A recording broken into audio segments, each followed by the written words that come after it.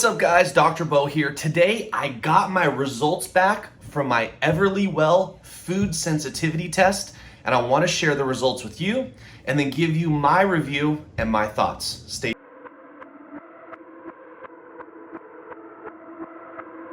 How can I help you today? All right, so let's talk about food sensitivity testing, the different ways, the different measures that you can do this. Now, first off, I've never taken a food sensitivity test until I was introduced to Everlywell. Now, what Everlywell is a consumer grade product where they actually send you the test kit to your house. You do the finger prick yourself, and then you put these drops of blood in these little rings, these little 6 little rings, and then you package it up and you send it off to Everlywell, and their lab analyzes it. Now, as someone who has delved into the world of functional medicine, blood testing is so incredibly important. And I've seen lots of different types of blood tests, but never a consumer level one that had this degree of sensitivity.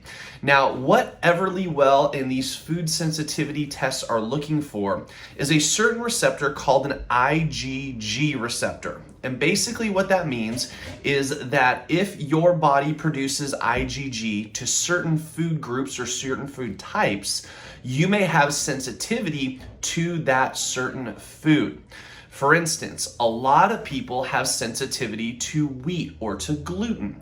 Other people have it towards different like meats or grains or different fruits or vegetables. And what Everlywell does is it provides you an opportunity to look at different groups of foods and the amount of foods, and gives you guys data, or gives me back data to tell us what foods we should be potentially avoiding due to a higher sensitivity. Now, I'm actually going to look it over with you guys right now on my handy dandy little iPad here, and I wanted to kind of explain this to you. So what you do is you do the sample, you send it to the lab, and then about a week or so later, you get a email that looks like this, and it has everything kind of grouped here for you. And the way it works is it groups it by reactivity and or by food. So for instance, they measure everything on what I believe is about 0 to 125, and then whatever your reactivity is due to that food group or that specific food, it marks it on a scale for you. And then what it does is it actually categorizes it, saying, hey, look, you're really highly sensitive to these foods, you're moderately sensitive, or you're minimally sensitive. And then it gives you a number. So for instance, I'll give you guys a little bit of a look here inside mine. Now, personally, I did not have any highly sensitive or high reactivity foods on my list. And to be honest, I had no idea what was going to be high reactivity, low reactivity, mild reactivity, etc.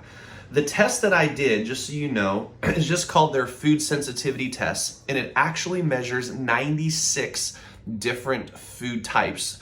And I think there's about 8 or 9 different food groups, so to speak.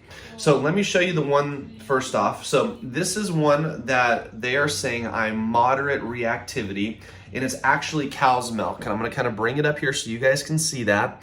And this is registering at an 86 for me. So they're saying, look, heads up, this doesn't mean that you're lactose intolerant, just that you may have a sensitivity to cow's milk. IgG antibodies react only to proteins, and intolerance to lactose, which is a sugar, can't be diagnosed by this test. So basically what it's saying is, it's saying, hey, look, you have a reaction here, but we cannot say that you're allergic to lactose or allergic to milk. Now, interestingly enough, 2 of the foods that I show moderate reactivity to are cow's milk, number 1, and egg white, number 2. Now, I'll be honest with you, I kind of had a suspicion that I had some reactivity to cow's milk. Matter of fact, when I was growing up, I used to drink a lot of milk, just like so many kids these days do, but I never felt really good off it. You know, I never felt like I performed optimally off of like cereal and milk in the morning or anything like that. I always feel like I did better with like avocado or an egg just by itself. But interestingly enough, egg white is also a high reactivity to me as well. Now, as I go down to more mild reactivity, and this kind of puts you in the 17 to 58 range. So 0 to 17 is normal reactivity. 17 to 58 is considered mild. Moderate is 58 to 106 or 116, and then 116 to I believe about 125 is considered high reactivity. So interestingly enough, stuff like coffee actually popped a little bit for me. I knew gluten was going to be a little bit high.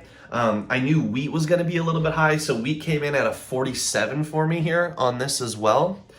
Rye, it kind of does it differently, which is really cool. Now, here's also what you can do. So this is done by the reactivity, as you can see where it says group by reactivity. You can also group it by food. You click on food right there. And like we talked about, it talks about eggs. It talks about seafood. So this one actually measures 11 different types of seafoods. This one looks at 5 different types of dairy, 5 different types of meat. So beef, chicken, lamb, pork, turkey. 5 different types of legumes, like beans, or a type of plant producing a pod. That's the official term for it. 15 different spices, 10 different grains, 20 different vegetables, 16 different fruits, seeds and nuts, 7 different seeds and nuts as well. So guys, here's the deal. If you're considering doing a food sensitivity test, first off, I thought it was incredibly insightful for, spending $100 and really finding out what foods my body may have some sensitivity towards it. Now, what are the big takeaways and what can you take away from this? So first off, if your body reacts to anything on the high reactivity stage, they suggest, as well as I would suggest, that you do some sort of elimination diet, meaning you take all of those foods immediately out of your diet and you reintroduce them one by one about every 2 weeks. And what you'll start to notice is that maybe some of those foods cause your body to have different signs or different symptoms, or you'll feel lethargic, or you feel, I don't know, whatever you feel. Just, keep an eye on that. Also, a lot of times when people are dealing with like psoriasis or different gut issues, certain foods pop or basically say, boom, this is what's causing the reactivity.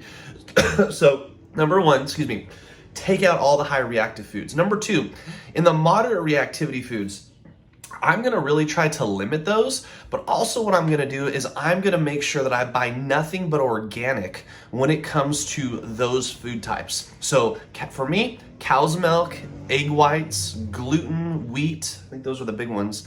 I'm going to try to move completely away from traditional foods and move nothing into organic. And the idea, in my opinion, is that we eat more organic, especially to those foods types, because we don't want to have anything else compete. We don't want to have a lot of processing or pasteurization or anything else that could potentially cause harm or higher reactivity, because we know a lot of foods are jam-packed with a bunch of pesticides and a bunch of other stuff.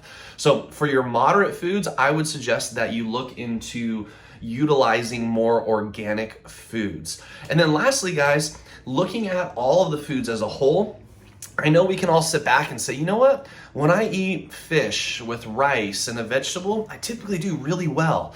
But if I eat, a really heavy steak with maybe a potato or a lot of cheese, my body doesn't feel really well.